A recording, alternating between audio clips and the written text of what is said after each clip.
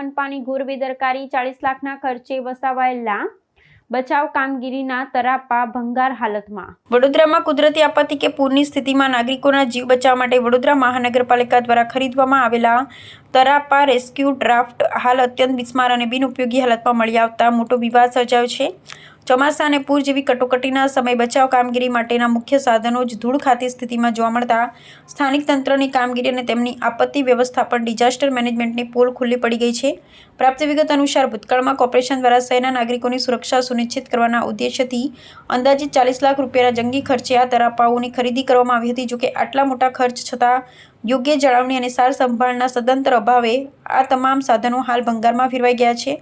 કટોકટીના સમયે જ સંકટ મોચક બનવા જોઈતા આ સાધનો નકામા સાબિત થતા મનપાની બચાવ કામગીરીની ક્ષમતા અને તેમની પૂર્વ તૈયારીઓ સામે ગંભીર પ્રશ્નાર્થ ચિહ્નો ઊભા થયા છે। લાખો રૂપિયાના સરકારી નાણાંનો આ પ્રકારે ખુલ્લેઆમ વેડફાટ થતા સ્થાનિક નાગરિકો અને વિરોધ પક્ષો દ્વારા તંત્ર સામે ઉગ્ર રોષ વ્યક્ત કરવામાં આવી રહ્યો છે। લોકોના જીવ સાથે ચેડા સમાન આ ગંભીર બેદરકારી દાખવનાર જવાબદાર અધિકારીઓ સામે સત્વરે કડક તપાસ હાથ ધરીને દંડાત્મક પગલાં લેવામાં આવે તેવી પ્રબળ માંગ ઉઠી છે। ભવિષ્યમાં કોઈ મોટી હોનારત સર્જાય તો બચાવ કામગીરી કઈ રીતે થશે તે બાબત સમગ્ર શહેર માટે ચિંતાનો વિષય બની છે।